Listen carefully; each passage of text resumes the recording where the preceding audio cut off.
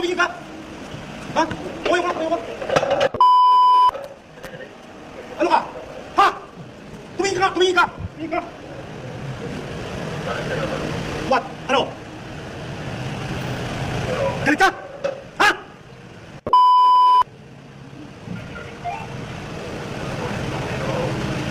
Ano ka? Wala ka takot, ha? Hindi ka lang takot, ha? Tumingin ka! Kasama itong mga animal ko. Yung happy pa rin ko. Sige, ano? Anong iniisip mo, ha? Anong iniisip mo kung tinawa mo yun? Hindi mo ba, lagi na lang sinasabi sa inyo? Hindi ba nakikita yung mga inuhuli na iba, ng mga pulis na mga ginagawa na ganyan? Taranggi ka! Ano masabi? Tumatanggi ka? Ha? Nasaan yung kwintas? Ha? Asan yung motor? Nasa opisina. Bakit di mo dineclare na ebidensyan? Nasaan yung dito kasi? Bakit pinapirma mo? Pinapirma mo dito kasi? Ha? O kaya may pamilya ka, pero ang ginawa mo? Sir, hindi na po bago sa ating mga operatiba yung may nahuli po. Hanap ka? Ay, yung mismong bata, yung mismong bata. Positive, sa laceration. Kasi edad lang po ng anak ko yan, sir. Yung bata na nga nagsasabi?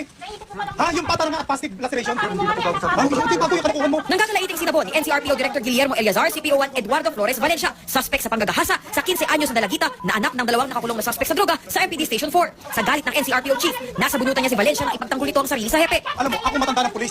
Yung kalokohan na ginagawa mo, kaya tayo nasisira dahil sa inyo. Sir, wala pong katotohanan yan.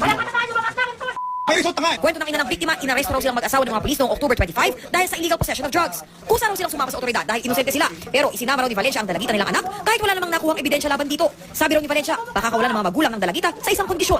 Bumubulong siya sa anak ko na magpagamit ka na para mapawalan sala ang mama mo pati ka mapauwi. Pinagsabihan daw ng inaanak na huwag pumayag sa kondisyon ng pulis. Pero hindi raw nagpaawat ang suspect. Nilasing daw ng pulis ang bata sa dinala sa motel. Sabi ko, ano nangyari sa anak ko? Sabi niya, ginamit na ng Valenciang hayop na yun. Sabi ko, anong kasalanan ng anak ko sa kanya? Bakit yung ginanon? Na may mga anak din kayo, bakit?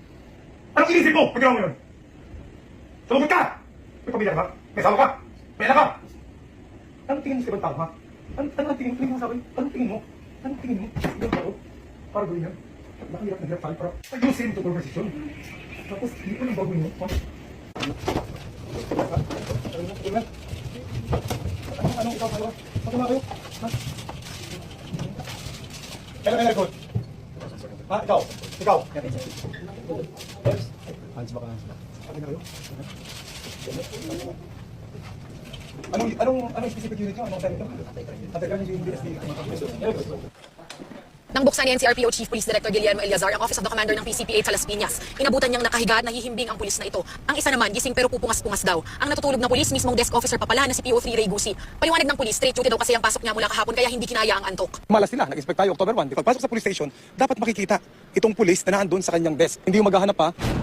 Yung proper uniform naman ang namataan ni Eliazar sa PCP3 sa Parañaque. Pero nang kausapin na ni Eliazar ang desk officer na si PO3 Joselier Labrada, may napansing iba pa.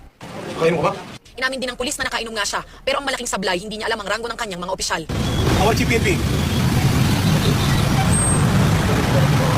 Police Director. Dadalhin sa ospital para ipatest si Labrada. Oras na lumabas sa resulta na nakainom nga siya, mahaharap siya sa kasong grave misconduct. Kasama rin sa mga ininspeksyon ng NCRPO ang PCP. Ayon sa investigasyon, dinarang nila Police Corporal Roy Dumanag, Patrolman Pat Velardo at kanilang asset na si Janus Francisco ang lalaking biktima na nauwi pauwi na. Pinalibutan na po ako nila. Tapos po noon, pinasok po ako doon sa may kubo-kubo doon sa may yun nga po. Tapos doon na po nila ako inanuhan. Tinawalan ng pera. Sinutukan po ako noon sir sa loob ng kubo. Ayon sa biktima, sinita siya dahil drug user daw siya. Hindi na raw nakapalagang biktima nang tutukan na siya ng baril. Sinikmuraan daw siya ng police asset, saka sinimot ang laman ng kanyang bulsa. Kinuha yung kanyang perang hawak na 850, pati na rin yung singsing, yung kanyang wedding ring. Pagkatapos nun, binatawan siya.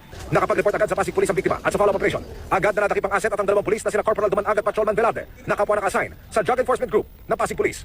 Hindi naman po namin talaga alam na pulis po yung nang-hold up sa kanya. Una alam po namin, i-report lang po namin kasi na-hold up siya. Nung nalaman namin pulis, doon na po kami kinabahan. Itong dalawang pulis na ito ay wala namang legitimate police operation during the time. And yet, naandun sila at nagsasagawa ng operation na hindi sanction ng istasyon. Habang ginagawa ng mga kasamahan nila sa SDO yung kanilang tamang trabaho, meron naman pong hindi kasama dun sa operation na supposed to be nasa ibang operation sa Cleo, sa ibang barangay din, na gumawa nito on their own.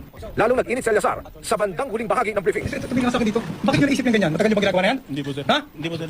Naawa lang po kami sir. Nahawa? Naawa po. Anong nahawa? Wala naman po kami ginagawang masama, sir. Ba't kinuha mo yung... Walang ginagawa masama? Sir, wala po kami kinukuha. Alam po ng Diyos yan, sir. Kinuha nito pang ka? Alam mo, para magsuhuli na nakawan sila, nakuha nga yung singsing sa inyo eh.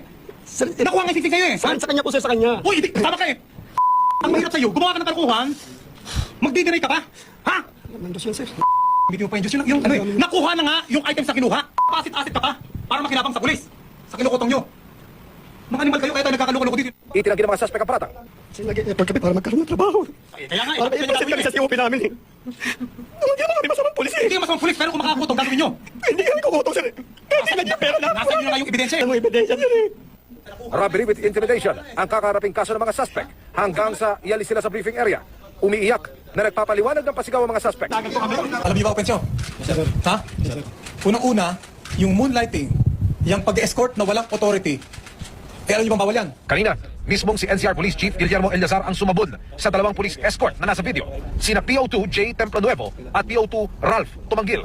Si Tumanggil ang itinuturong pumalo sa side mirror ng taxi. Tinap ko lang po yung side mirror para mag-block down kasi papasok na po kami dun sa gate. Yan lang po. Hindi ko po napansin na nasira na pala siya. Sasampakan ng mga reklamong administratibo ang dalawa. Ang PNP, mahigpit na ipinagbabawal ang pag-racket ng kanilang mga tauhan. We will be filing administrative cases against the two for unauthorized escorting. Gusto natin ito magsilbing leksyon sa kanila, warning sa iba, at tumita ng suporta sa ating mga kababayan, i-report sa atin itong mga ganitong sitwasyon. Humihingi po ako ng dispensa sa nangyari na yun. Sa Talipapa Police Station naman ng QCPD, naabutang bagong gising at hindi pa nakasuot ang uniforme, si Police Officer 1 Kimi Talang na nakatalaga sa Women and Children's Protection Desk. Sermon tuloy ang inabot niya kay Eliazar. Hindi porke walang complainant o nandito, siya tutulog kayo na, lumusot mo. Ha? Ano ba ng klase na yan? Pupunta dito ang complainant. Mga kabataan, makikita ang ganyan ng mga klase. Example yan. Ha? Huwag na maulit ha? Yes, sir. 12 oras ang duty ni Talang na hanggang alas 6 pa ng umaga. Nakalak naman ang pinto ng PCP2 ng Novaliches Police Station nang dumating si Eliazar. Napatakbo tuloy ang natutulog na desk officer na si Senior Police Officer 4 Francisco Eusebio.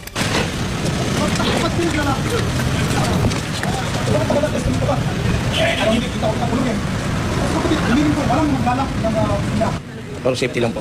Safety lang po ng ano. Kaya sinasarado po. Opo. Pero aminado po kayo nakatulog po. Hindi po. Ilan pa sa mga pinuntahan ay ang PCP2 ng Navotas Police Station, PCP2 ng Malabon Police Station, Novaliches Police Station at Extension Office ng Caloocan Police sa North Caloocan. Ang mga nabutang natutulog ay pinag-report ni Eliazar sa kanyang opisina ngayong araw.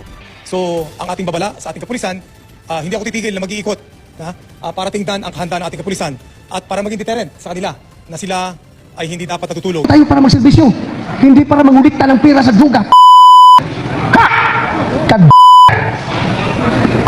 Hindi nyo alam yung buhay ng Chipimpi. Galit na hinarap ni PNP Chief Ronald De La Rosa ang mga pulis na pinangalanan ni Pangulong Duterte. Kahihiyan daw sa PNP magkaroon ng mga tiwaling pulis sa hanay nila. Dahil sa nangyayari sa atin nakakanya, ako ang Chipimpi. I am leading the Philippine National Police with people who are involved in sindikato. Diyos ko, maawa ka.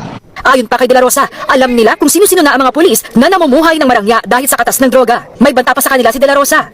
Pag hindi kayo magbago, papatayin ko kayo. Gusto nyo, gira kayo kung saan tayo gira. Gising na gising at naka-complete uniform. Ganyan inabutan ni NCRPO Chief Police Director Oscar Albayalde ang mga pulis nang muli siyang mag-ikot sa kanyang mga nasasakupan. Una niyang pinuntahan ng PCP5 ng Valenzuela Police kung saan isang babaeng pulis lang ang naabutan. Nagbigay si Albayalde ng ilang suwestyon kung paano mamaximize ang bilang ng kanilang pulis para raw makapagserbisyo ng mas epektibo. Kung dalawang hatian, 2/3 sa umaga, 1/3 sa gabi, mas marami kayong tao. Di ba? Sinong admin nyo? Yung pangalawang pinuntahan ng PCP1 ng Malabon Police. Dito, nakitang walang ilaw ang sign ng istasyon na may kaliitan daw. Inalam din niya kung pumasok nga ang lahat ng naka-assign na pulis sa istasyon. Ilang kayo dito kaya? 14. Natuwa rin yun. All accounted for naman at nakipag-selfie pa sila. Sa PCP9 naman ng Malabon Police pa rin. Natuwa si Albayalde ng abutan niyang gising na gising ang mga taga-barangay at pulis na nagbabantay.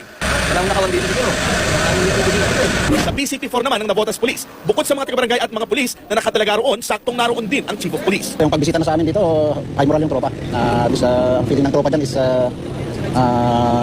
napapansin din ni RD sila. Huling pinuntahan ng PCP1 ng Manila Police District kung saan lahat ay gising din at walang absent na pulis. Kailangan natin dito ang suporta ng mga local chief executives natin para ma-improve yung mga opisina ng mga different PCPs natin dahil kapag ibang tao, lalong-lalo na siguro kung foreigner ang papasok doon sa mga PCPs natin, hindi niya maintindihan kung bakit ganun ang itsura ng mga opisina ng mga pulis natin dito, lalong-lalo na dito sa Metro Manila. Drugs kasi based on sa economy natin eh. Ang drugs kasi mga tao dito, just remember no, bakit may mga tao gumagamit ng drugs? Remember, hindi sila addict. Kasi gusto lang maging addict. Remember, ang gumagamit ng drugs sa mga tao natin, especially mga, yung mga nagpapadagdag ng oras. Kasi pagka gumamit ka ng drugs, gising ka, nadadagdag. Remember, ang trabaho natin per ora dito. Hindi naman tayong sigurado eh. So, Ito yung ano natin, kaya ayoko mag-compare. Ang sinasabi ko lang, mas maganda po kami ngayon dun sa data namin sa about crime. Mas nabubroadcast lang ngayon kasi hindi dati takot mag-report. Pag umaresto ka ng tao, pag inaresto ka ng pulis, pwedeng hindi dala ng pulis ang warrant mo? Pwede. Sasabihin lang ng pulis kayo, oy, arestado ka, may warrant ka. Nasaan ang warrant? Doon sa istasyon, halika na. That's perfectly legal.